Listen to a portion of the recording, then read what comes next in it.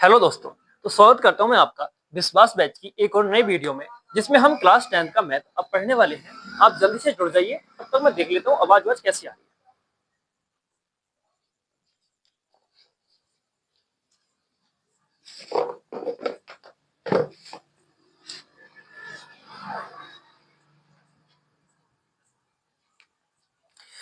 ठीक है भाई दोस्त, तो सही चल रहा है।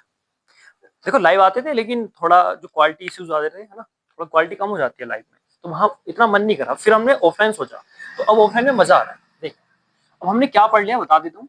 चैप्टर नंबर 3 चल रहा है और उसकी भी एक्सरसाइज चल रही है हमारी 3.1। 1 अप्रैल से क्लास स्टार्ट हो गई थी। जो बच्चे लेट रहे पीछे क्लास देख सकते हैं। मैथ क्लास 10th के लिए है।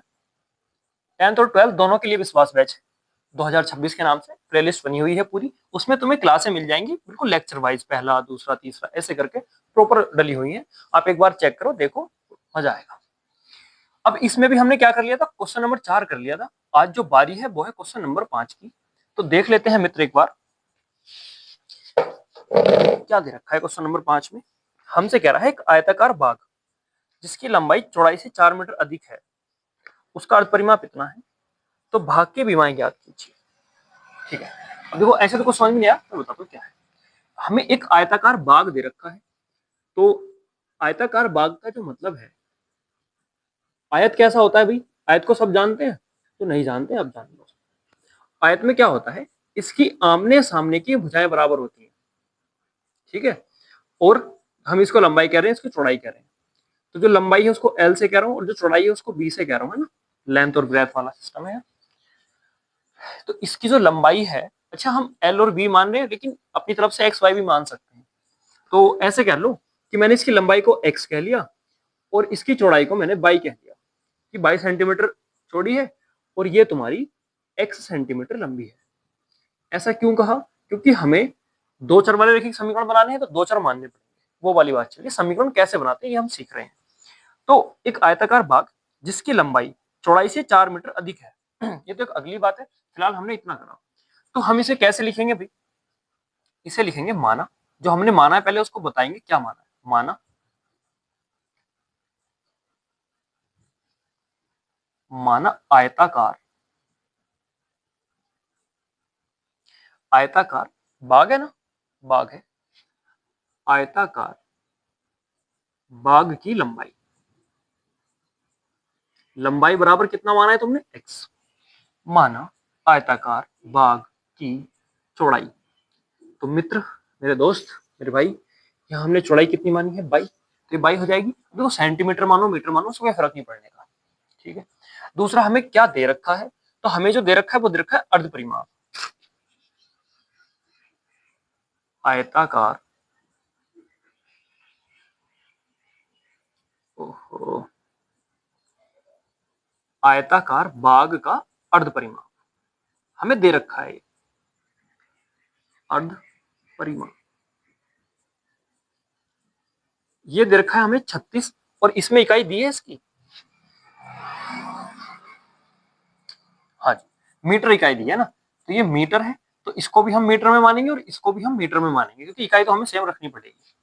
यहां तक तो कोई दिक्कत होगी नहीं, अभी सिर्फ सवाल लिखा है। अब हमें यहां से क्या करना है? हमें यहां से भैया समीकरण बनानी है, वो फिर तो। अच्छा, ये इतनी बात समझ में, एक और बार बता दूं, एक बार और सुन लेते हैं। हमें एक आयताकार बाग दिया है, मतलब एक बाग है जिस जो कैसी आकृति का है? आयताकार। हमने इसमें क्या करा? हमने इसमें इसकी जो लंबाई है उसको एक्स मान लिया, मीटर में दे रखा था तो मीटर इकाई में मान लिया। इसकी जो चौड़ाई है उसे बाई मान लिया, तो चौड़ाई भी बाई मीटर मान ली।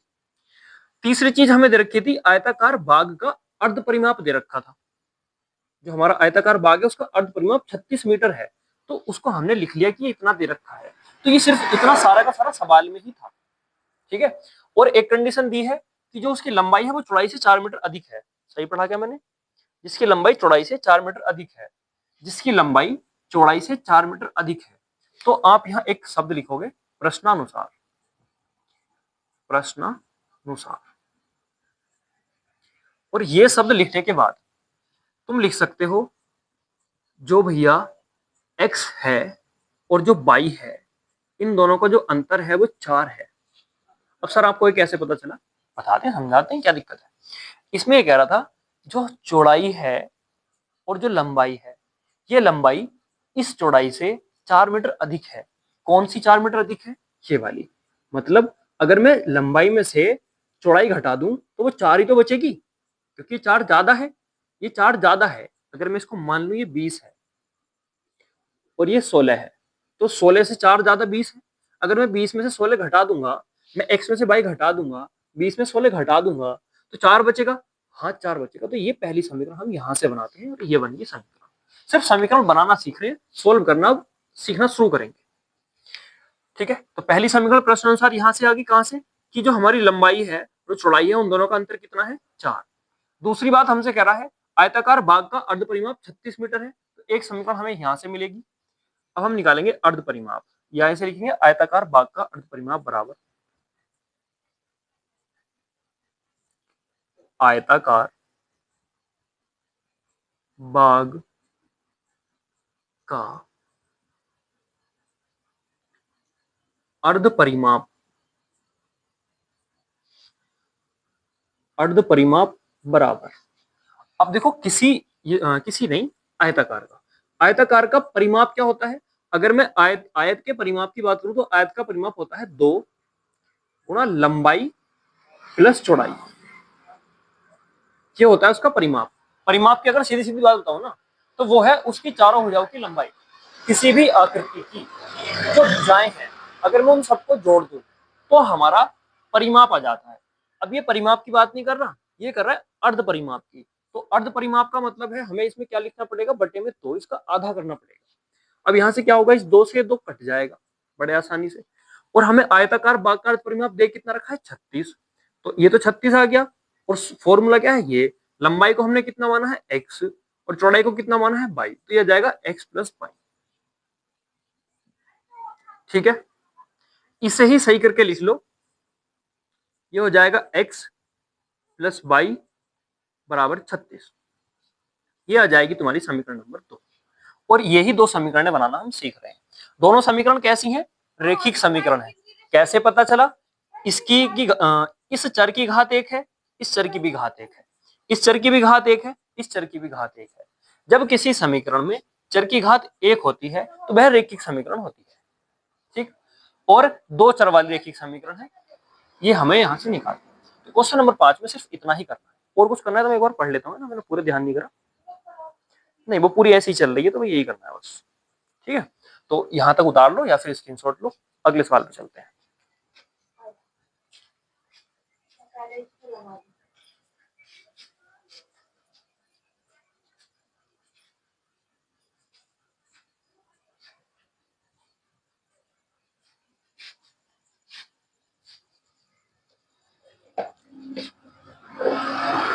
ठीक है, रफ कर दूं अब, चलो 5वां हो गया, छठा करना है। बहुत आसान सवाल है, समझने वाला चाहिए। और हमारी जो क्लास है 1 अप्रैल से चल रही है, जैसे मैंने आपको अभी बताया था, तो 1 अप्रैल से अब तक 3 चैप्टर हम कर चुके हैं, और तीनों चैप्टर बड़े आराम से और इतने हल्के करके कॉन्सेप्ट समझाए हैं ना, मतलब उड़ा दोगे उड़ा। बस वीडियो देख के आओ एक बार, मजा तभी आएगा जब आपने सब कुछ पढ़ रखा हो, तुम्हें भी और मुझे भी। ठीक है, देखो अब बात करते हैं हम क्वेश्चन नंबर 6 की। उसमें क्या दे रखा है और क्या हमसे पूछा है। इसमें कह रहा है एक रेखिक समीकरण 2x प्लस 3y माइनस 8 बराबर 0, ये एक रेखिक समीकरण दी हुई है। 2 चरों में एक ऐसी और रेखिक समीकरण लिखिए जिसका ज्यामितीय निरूपण प्रतिच्छेद करती हो। ठीक है, अब हमसे क्या पूछ रहा है, हमसे एक और समीकरण पूछ रहा है इसके सापेक्ष। कैसी, पहला कह रहा है कि दोनों रेखाएं प्रतिच्छेदी हो जाएं, ऐसी दूसरी समीकरण होनी चाहिए, क्या हो जाए, प्रतिच्छेदी। अब देखो, अगर तुमने पिछली क्लास से ध्यान से ली, तब मैंने बताया था कि प्रतिच्छेदी रेखाएं कैसी होती हैं। प्रतिच्छेदी रेखाएं वे रेखाएं होती हैं जिनके x और y के गुणांक कभी भी x और y के गुणांक का अनुपात बराबर नहीं होता, वे रेखाएं होती हैं प्रतिच्छेदी। ठीक है, तो मैं यहां बड़े आसानी से लिख सकता हूं, जिसने पढ़ा है वो भी लिख सकता है। बस मुझे किस बात का ध्यान रखना है कि x इसका और जो लिखूंगा उसका, इसका और जो लिखूंगा उसका, अनुपात बराबर नहीं होना चाहिए। यानी कि प्रतिच्छेदी रेखाएं कौन सी होती है, जिसमें a1 बटे a2 नॉट इक्वल होता है v1 बटे v2 के। ठीक है, और c1 c2 से हमें मतलब नहीं है, तो बराबर हो या ना हो हमें कोई मतलब नहीं, कुछ भी लिख सकते हैं। ठीक है, तो अब देखो ये a1 2 है, b1 ये 3 है, तो मैं क्या करूंगा, एक समीकरण लिखूंगा ऐसे करके, 3x प्लस 2y माइनस 10 बराबर 0। कोई भी रैंडम समीकरण देखिए, समीकरण लिख दो, एक दूसरे को प्रतिशत कर ही जाएंगे। क्यों? बस कंडीशन यही तो है कि a1 बटे a2। अब देखो a1 कितना है, 2 बटे 3, और b1 b2 कितना हो जाएगा, 3 बटे 2। 2 बटे 3 कितना हो जाएगा भाई, ये 0.6 के आसपास आएगा, और 3 बटे 2 1.5 के आसपास आएगा। नहीं यार अनुपात बराबर, तो बस ये चीजें हैं। ठीक है, तो ये वो दूसरी समीकरण है जो इसके प्रतिच्छेदी होगी। इसमें इतना ही लिखना है, ज्यादा नहीं, इतना ही लिखना है बस। बस वो पूछना चाह रहे तुम्हें ये चीजें पता है या नहीं पता है, सिखा रहा है। दूसरा कह रहा है कि रेखाएं कैसी हो जाए, समांतर हो जाए। दूसरा हमसे कह रहा है कि रेखाएं समांतर हो जाए। अगर रेखाएं समांतर हो गई तो कंडीशन क्या बनेगी कि जो a1 बटे a2 है वो बराबर होना चाहिए b1 बटे b2 के, लेकिन बराबर नहीं होना चाहिए c1 बटे c2 के। तो ऐसी कंडीशन बनानी है। ठीक है, इसमें किसी भी संख्या से गुणा कर दो और उसी संख्या से इसमें गुणा कर दो, आ जाएगी। मैं 2 से कर रहा हूं, तो 2 दूनी 4x, थोड़ा नीचे लिख देते हैं, 2 दूनी 4x प्लस 3 दूनी 6y। पूरी में नहीं करनी, इसको बराबर नहीं करना, इसमें 3 से कर दो, इसमें किसी अन्य संख्या से कर दो, तो माइनस 3 से कर दो, 8 या 24 बराबर 0। तो ये वो समीकरण है जो ये दोनों समीकरण मिलके समांतर हो जाएंगे। ठीक है, अब देखो 2/4, 2 का 2 4, 1/2, 3 का 3, 3 6, 1/2, 8 या 24 का कितना आएगा, 1/3।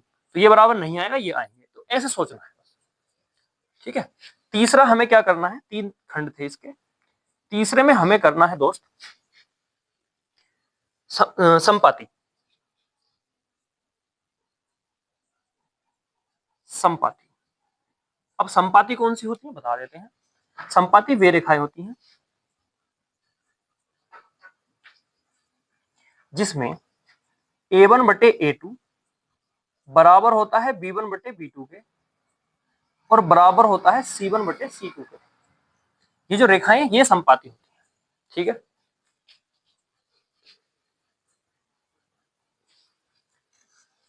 ठीक है, तो ऐसी ढूंढ लो। अब ऐसे ढूंढने के लिए क्या करना है, इस समीकरण में किसी भी एक संख्या से गुणा कर दो। तो मैं 3 से कर रहा हूं इस बार, तो जाएगा 3 दूनी 6, 2 से भी कर सकते हैं, 4 से भी कर सकते हैं, 50 से भी कर सकते हैं, आधे से भी कर सकते हैं। 6x प्लस 3 तिया 9y माइनस 8 तिया 24 और बराबर का 0। तो ये वो दो समीकरण हो जाएंगी जो एक दूसरे के संपाती होंगे। अब बताओ तुम्हें यहां तक चीजें समझ में आई? अगर यहां तक समझ में आई तो तुम एक अच्छे बच्चे बन चुके हो। अब तुम आगे की चीजें बहुत आसानी से सीख जाओगे। उतारो वरना स्क्रीनशॉट को रफ करते हैं। एक सवाल और है, उसे करते हैं।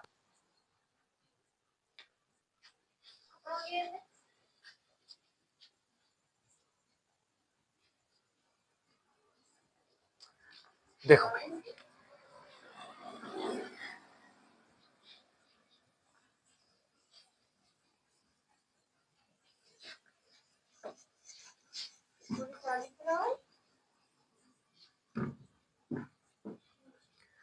अब इसमें क्या करना है, सातवां हमें दे रखा है, क्वेश्चन नंबर 7। समीकरण, दो समीकरणों का ग्राफ खींचिए। ओहो, चलो आ गया तो करा ही देते हैं ना, वैसे हटा दिया गया है तुम्हारे सिलेबस से। एक समीकरण ये दे रखी है, तो मैं थोड़ी सी जगह छोड़ूंगा और फिर लिखूंगा 3x प्लस 2y माइनस 12 बराबर 0। एक समीकरण दे रखी है, ग्राफ खींचना है। एक्स अक्ष और इन रेखाओं से बने त्रिभुजों के शीर्ष के निर्देशांक ज्ञात कीजिए और त्रिभुजाकार पटल को छायांकित कीजिए। एक्स अक्ष, ठीक है, सब चीजें आ जाएंगी। पहले हम क्या करते हैं, एक चतुर्थांश खींच लेते हैं।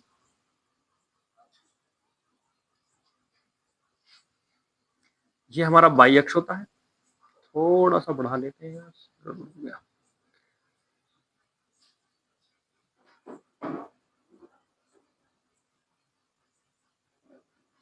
ठीक है, ये हमारा बाई अक्ष हो गया, मैथ में आ रहा है, ये बाई अक्ष ये x अक्ष। इस बिंदु को मैंने क्या नाम बताया था तुम्हारा, मूल बिंदु, जिसके निर्देशांक क्या होते हैं 0,0। अब बराबर दूरी पे, चारों पे बराबर दूरी होनी चाहिए, काट लो। कुछ पॉइंट हम काट लेते हैं, कितने की जरूरत है वो हमारी समीकरण बता देंगी। कहां तक जाएगा, हद से हद 4-5 तक जाएगा बस। ठीक है, ऐसे ऊपर काट लो। तुम सेंटीमीटर से काटोगे कभी, मेरी तरह ऐसे खींच दो, है ना। यहाँ तो मैं बोर्ड पे कर रहा हूँ, तुम्हें बेटे पेमेंट्री का यूज करना पड़ेगा। इसमें बराबर दूरी भरनी पड़ेगी, सारे खानों के बीच की दूरी एकदम बराबर होनी चाहिए। ठीक है, ऐसे। अब इसको भैया +1 2 3 4 5 6 7 8 9 ऐसे ये है, ये -1 होगा, -2 -3 4 5 6 7 और ये सारे काय के होंगे माइनस के। क्यों? क्योंकि सीधे हाथ पे प्लस होता है और उल्टे हाथ पे माइनस, चतुर्थांश में जब संख्या को दर्शाते हैं। ऐसे ही ऊपर की साइड प्लस होता है और नीचे की साइड माइनस होता है। ठीक है, अब क्या करते हैं, अपनी तरफ से x और y को 0 रख देते हैं और फिर मान निकाल के देखते हैं क्या आ रहा है। तो मैं कहूंगा x बराबर 0, माना x बराबर 0।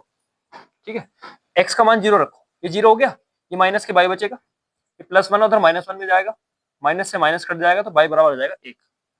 तो y बराबर कितना आ जाएगा 1। ये रफ कर दिया, तुम्हें करना पड़ेगा, अगर नहीं आ रहा यार समझ में तो देखो बताता हूँ। x को 0 रखा, माइनस के y बराबर -1, ये +1 है, बराबर के इधर माइनस में जाएगा। अब 0 से करेंगे तो कोई फर्क पड़ेगा नहीं, हट जाएगा, और माइनस से माइनस कट जाएगा तो y बराबर कितना आ गया 1। तो इसे मैं डायरेक्ट लिखता हूँ y बराबर 1। अब y को 0 रखो, अब यदि मैं y को 0 रखूंगा तो x बराबर कितना आ जाएगा -1। वो कैसे आएगा देखो, तो ये आ जाएगा हमारा x -0 बराबर -1, क्योंकि इधर प्लस है तो उधर माइनस में जाएगा। तो देखो x में 0 घटाऊं कोई फर्क नहीं पड़ेगा, x बराबर कितना आ गया -1। तो सीधा सीधा मैंने लिख दिया। ठीक है दोस्त, इसको हटा देते हैं मित्र। अब आके देखते हैं क्या होगा इस सवाल में, कुछ तो होगा ही यार भाई। ये तो पीछे पड़ गया, पढ़ने आएगा बाद में पढ़ना भाई, तो हम पढ़ने। चलो, तो एक बिंदु तो हमें यहां से ये मिल गया, एक बिंदु हमें यहां से ये मिल गया। इस बिंदु को दर्शा लेते हैं। बिंदु कैसे, देखो x बराबर 0 y बराबर 1, मतलब x पर कुछ भी नहीं चला, y पे 1 कदम चला। x पे कुछ भी नहीं चलना है, y पे 1 कदम चलना है, ये वाला बिंदु। फिर है y पे बिल्कुल नहीं चलना है, x पे -1 कदम चलना है, तो ये वाला बिंदु। अब दो बिंदु से होकर एक रेखा बड़े आसानी से जा सकती है, तो खींच दो। इस मूल बिंदु को यहां से हटाना पड़ेगा, रेखा खींचनी है, हटवाई, रेखा खींचनी है, तो इनको काटनी चाहिए दोनों को, ऐसे एक रेखा खींच दी। ठीक है, ये तो हो गई इस रेखा की बात। इसका ग्राफ ये रहा, ये वाली रेखा है, ये पूरा इस रेखा का ग्राफ है, पहली वाली का। ठीक है, अब दूसरा देखते हैं, इसमें भी क्या करेंगे, माना x बराबर 0, तो इसको तो 0 कर लेंगे, ये उधर प्लस में जाएगा, और 2 से y अगर देखेंगे तो 6 बार कट जाएगा, तो y बराबर 6 आ जाएगा। इसको भी तुम ऐसे सोल्व करके देखना। y को 0 रखेंगे तो 3 चौक 12, तो ये जो कितनी बार कटेगा, 1 से 4 बार, 3 चौक 12, उधर जाएगा प्लस क्या हो जाएगा, ये 0 हो गया। इतना काम था यहाँ पे। तो एक बिंदु तो हमारा ये आ गया, दूसरा हमारा ये आ गया। इनको भी दिखाओ भी कहाँ पे है। x पे कुछ नहीं चलना है, y पे 6 चलना है।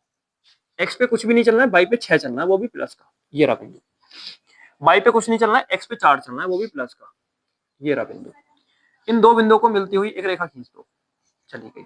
अब उसने कहा था x अक्ष और जो ये वाला बिंदु है, ये वाला, अब देखो ये जो त्रिभुज बना x अक्ष से और इन दो रेखाओं से, उस त्रिभुज के बिंदु के निर्देशांक ज्ञात कीजिए। तीनों बिंदुओं के निर्देशांक बताने हैं। तो इस बिंदु का देखो सबसे पहले लिखा जाता है x, फिर लिखा जाता है y। तो x पे कितना चला है 4 और y पे कितना चला है, ये वाला बिंदु 0। तो इस बिंदु के निर्देशांक हो जाएंगे 4,0।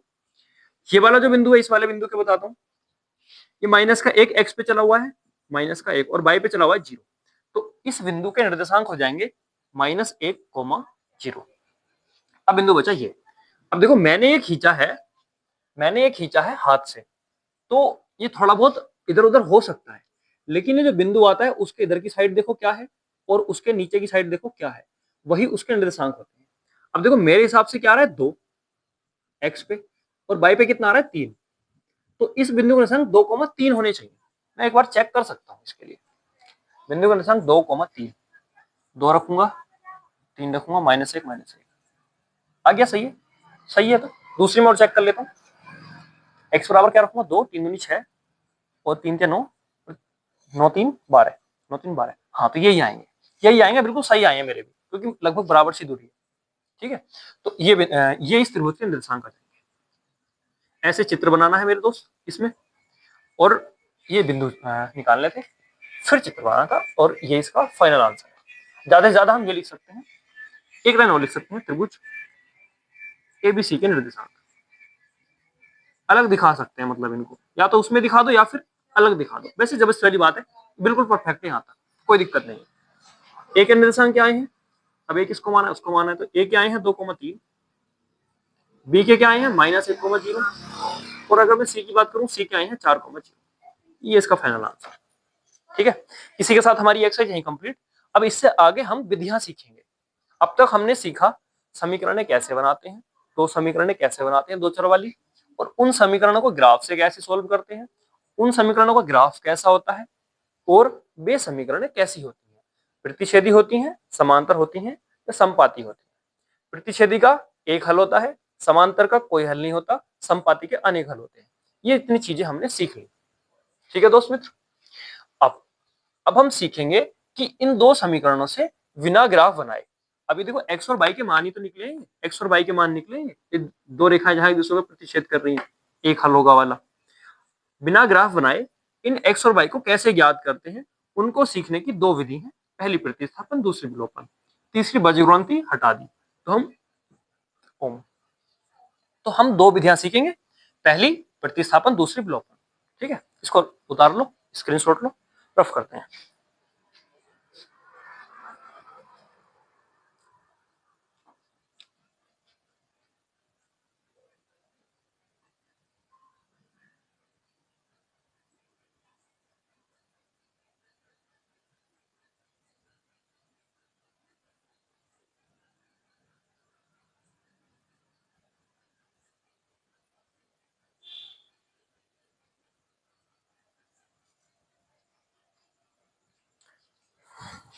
चलो भाई, इसे रफ करते हैं, और एक विधि तो हम अभी सीख सकते हैं, टाइम है, तो एक विधि सीख के जाएंगे, उस पे का सवाल भी देख ही लेंगे जहां तक लग रहा है।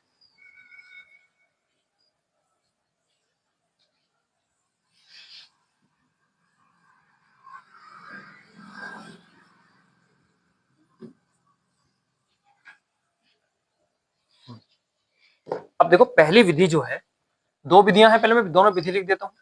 पहली विधि है हमारी प्रतिस्थापन, और दूसरी विधि है हमारी विलोपन। ठीक है, तो पहली हेडिंग डाल लो,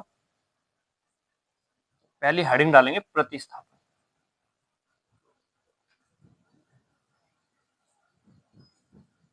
प्रतिस्थापन, और इसमें लिखेंगे कि ये कैसे कैसे काम करती है।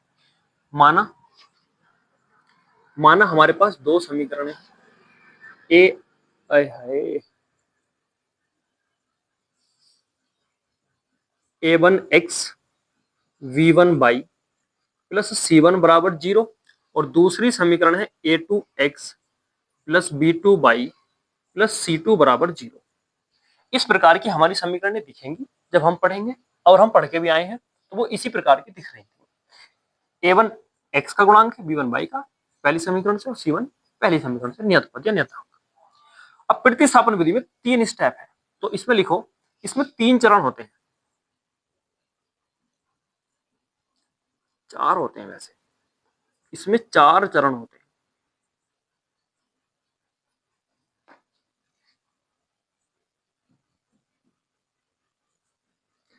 जिसे हम स्टेप कहते हैं। ठीक है, चरण मतलब स्टेप।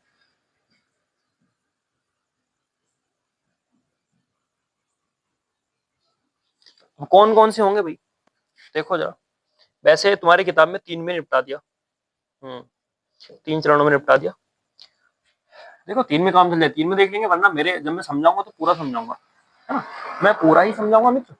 तो मैं पहला स्टेप लूंगा, ऐसे करके लिखूंगा फर्स्ट स्टेप।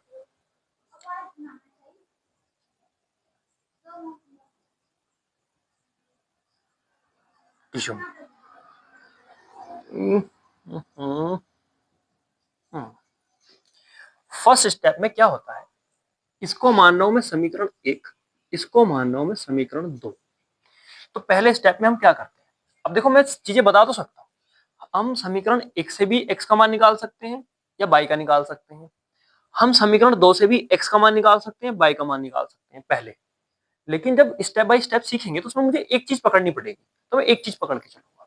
और मैंने बता दिया हम समीकरण 1 से भी निकाल सकते हैं, समीकरण 2 से भी निकाल सकते हैं, ठीक है।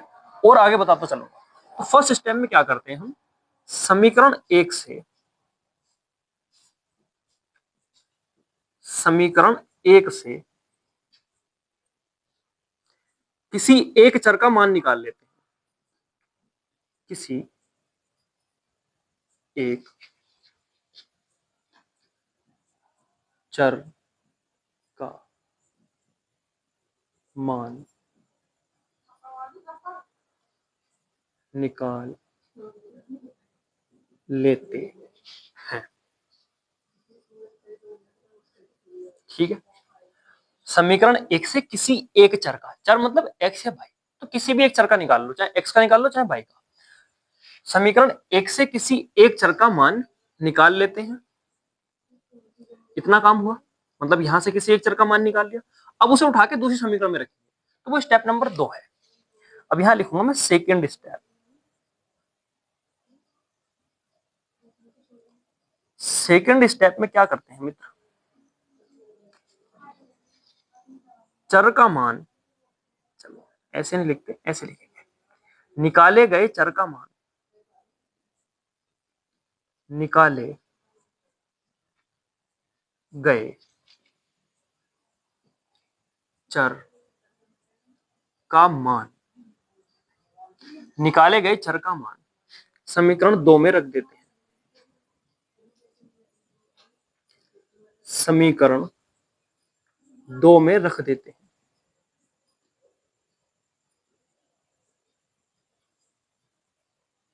ठीक है। अब यदि मैं x और y लिखता ना तो तुम्हें ज्यादा समझ में आता, तो मैं यहां कर सकता हूं एक काम, ये करता हूं, समीकरण 1 से किसी एक चर का मान निकाल लेते हैं को हटा के समीकरण 1 से x का मान निकाल लेते हैं कर रहा हूं तुम्हें समझाने के लिए। लाइन ये भी सही है और तुम्हारी किताब में भी शायद यही होगी। समीकरण 1 से x का मान निकाल लेते हैं, मैं तो ये कह रहा हूं, निकाले गए हटाओ, निकाले गए हटाओ, सीधा सीधा लिखेंगे, सीधा सीधा लिखेंगे, x का मान, x का मान समीकरण 2 में रख देते हैं, ठीक है। अब हमने क्या करा, x का मान समीकरण 2 में रख दिया। अब मैं इसलिए एक स्टेप फालतू बनाता हूं, किताब में नहीं है, थर्ड स्टेप ये फालतू बनता है क्या, देखो, टिंग टिंग टिंग, x का मान समीकरण 2 में रख दिया, उसके बाद क्या करेंगे, उसके बाद मान रखने के बाद, मान रखने के बाद, ठीक है, मान रखने के बाद ऐसे लिखो, x का मान, x का मान रखने के बाद समीकरण 2 से y का मान निकाल लेते हैं, समीकरण, समीकरण 2 से y का संख्यात्मक मान निकल जाता है, तो संख्यात्मक ही लिखो, संख्यात्मक का मतलब है संख्या पूरी एक, y का पूरा पूरा मान आ जाएगा जो फाइनल आंसर होगा। संख्यात्मक मान, संख्यात्मक मान निकाल लेते हैं,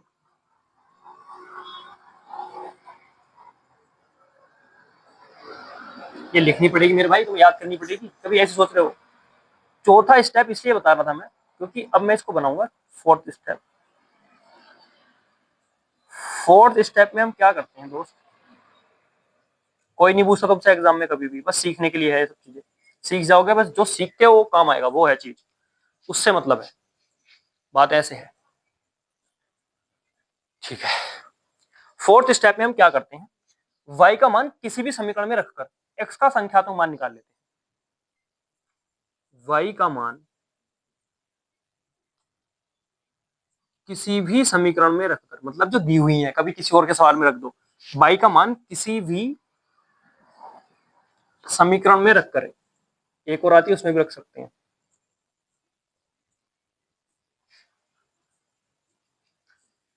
समीकरण में रखकर एक्स का सांख्यात्मक मान निकाल लेते हैं।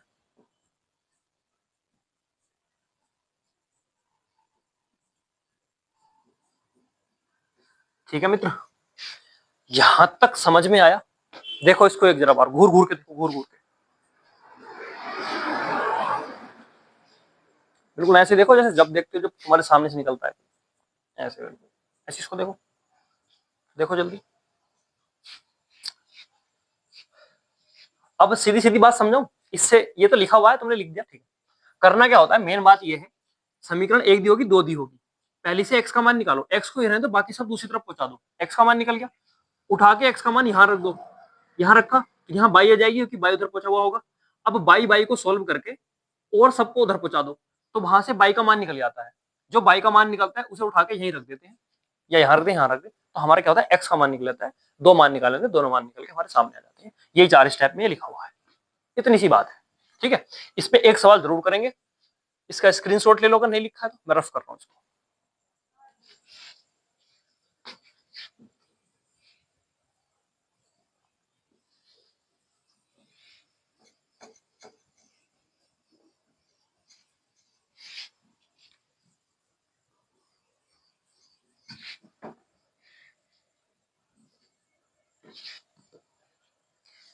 कोई एग्जांपल ही देख लेते हैं ना, अच्छा सा मिल जाए बस।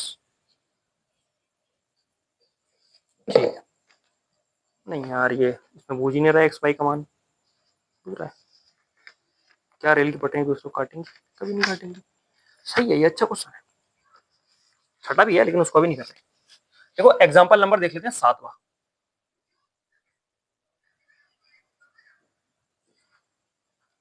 एग्जाम्पल 7, क्या दे रखा है, हमें दो समीकरणें दे रखी हैं, x प्लस 2y माइनस 4 बराबर का 0, और फिर हमसे कह रहा है 2x प्लस 4y माइनस का 12 बराबर का 0 द्वारा निरूपित की गई। क्या रेल की पटरियां एक दूसरे को काटेंगी, दो रेल की पटरियां हैं, दो रेल की पटरियों के समीकरण है। रेल की पटरियां तुमने देखी होंगी कैसी होती हैं, बिल्कुल सीधी एक रेखा के में, वही वाली बात है।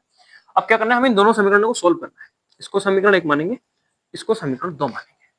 यहां लिखेंगे प्रतिस्थापन विधि से, जिस विधि से कर रहे हो उसका नाम लिखना कंपलसरी जरूरी है, प्रतिस्थापन विधि से। अब देखो, अब तुम्हें समझ में आएगा बड़ा मजे से। हल देखते हैं हम इसका। अब मैं यहां लिखूंगा समीकरण 1 से, जो करते हैं वो बताना पड़ता है। समीकरण 1 से x का मान निकालने पर,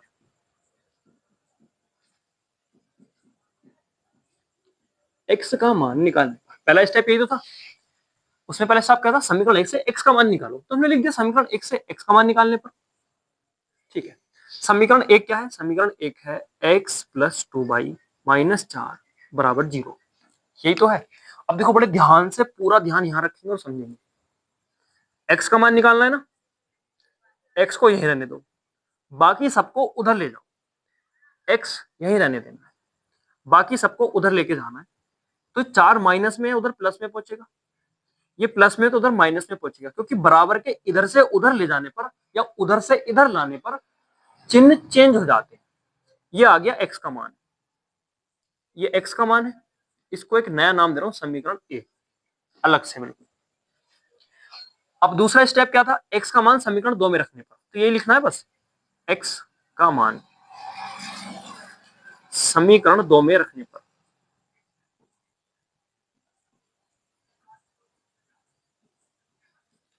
समीकरण 2 क्या है, समीकरण 2 है 2x प्लस 4y माइनस 12 बराबर 0।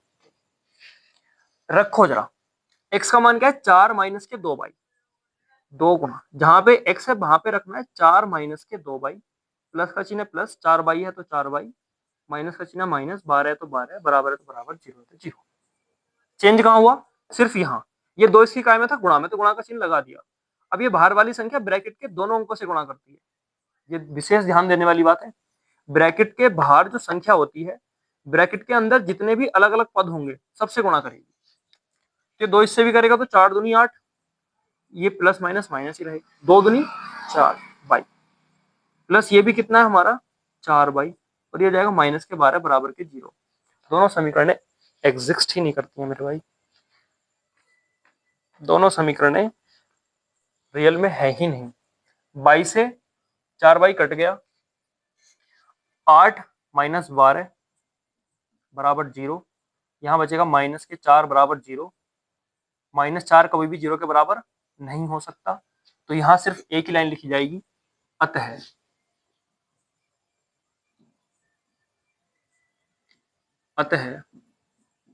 समीकरण, एग्जाम्पल पकड़ा वो भी यार एग्जिस्ट नहीं करता, अतः समीकरण है, या ऐसे को अतः समीकरणों का कोई हल नहीं है, सीधा सीधा लिखते हैं, अतः समीकरणों का कोई हल नहीं है, क्योंकि बाई का मान देखो निकल ही नहीं सकता, कट गया ना भाई, तो समीकरणों का कोई हल नहीं है, कोई हल नहीं है। अतः भी नहीं लिखो, चूंकि लिखो, हाँ लिखो चूंकि, चूंकि समीकरणों का कोई हल नहीं है, अतः समीकरण समांतर है। ये बात मैंने बताई थी, समीकरण समांतर है, केवल और केवल समांतर रेखाओं का कोई हल नहीं होता, अतः समीकरण समांतर है। तो दोनों समीकरण कैसे समांतर है, पूछ रहा था हमसे कि समांतर है, हाँ जी है। क्यों? क्योंकि इनका कोई भी हल नहीं है, इनका हल निकाल ही नहीं सकते हम, इनका हल नहीं निकाल सकते। अब मेरी बात सुनो, अगर इस विधि की बात करें, अगर यहाँ से बाई का मान आ जाता तो सीधा सीधा आता, उसको उठा के मैं या तो यहाँ रख देता या इनमें से कहीं रख देता, एक्स का मान आ जाता, फाइनल आंसर, फाइनल आंसर इसका ही। ठीक है, तुम्हें एक क्वेश्चन करके लिखाना है, कोई सा भी क्वेश्चन करना है जो तुम्हारा मन हो, मैं दे देता हूँ। एग्जाम्पल नंबर 6 देखो, समीकरण टीप के बना लेना, मैं समझा दूंगा कल। एग्जाम्पल नंबर 6 तुम्हें घर से करना है और समीकरण टीप लेना, अगर नहीं बने तो पहले तो कोशिश करना। HW में है तुम्हारा एग्जाम्पल नंबर 6, HW में दिख रहा है ना सबको जी? ठीक है, तो तुम्हारा HW है क्या, एग्जाम्पल नंबर 6, तुम्हें प्रतिस्थापन विधि सोल्व करके लेके आना है, तो करना तो पड़ेगा, सीखना है तो पेन घिसनी पड़ेगी, अब कॉपी के पेपर भरने पड़ेंगे, तभी तुम कुछ सीख सकते हो, बना तो आओ और ऐसी मूवी की तरह देखो और चले जाओ, बस यही होगा। पूरा बैच विश्वास बैच के नाम से पूरा फ्री है, पूरी प्लेलिस्ट चैनल पे बनी हुई है, आप एक बार देखो, तुम्हें सारी की सारी क्लासेस सीरियल से मिलेंगी, बिल्कुल आराम से, अगर तुम देखोगे सारी क्लासें मिल जाएंगी। पढ़ने वाले की कमी है, पढ़ाने के लिए बहुत कंटेंट है यूट्यूब पर, हम पढ़ा रहे हैं, बहुत सारे चैनल है वो भी पढ़ा रहे हैं, जिसका तुम्हें अच्छा लगा वो करो। हमारे में ये है, तुम्हें सारी चीजें इस चैनल पे मिल जाएंगी, टेस्ट सीरीज, पिछले question paper solution, examples, NCERT solution, Sunday to Sunday test series, और ये सारी चीजें हमारे मिल जाएंगी। ठीक है, इतना ही हो, ज्यादा कुछ नहीं है, और इससे ज्यादा चाहिए भी क्या है बच्चे को, वो तुम्हारी इच्छा रहेगी। ठीक है, अगर तुम्हें ये वीडियो में कुछ भी समझ में आया हो, कंटेंट अच्छा लगा हो, तो एक बार लाइक करेंगे, चैनल को सब्सक्राइब जरूर करके जाएंगे। ठीक है भाई दोस्त, तब तक धन्यवाद, मिलते हैं अगली वीडियो में।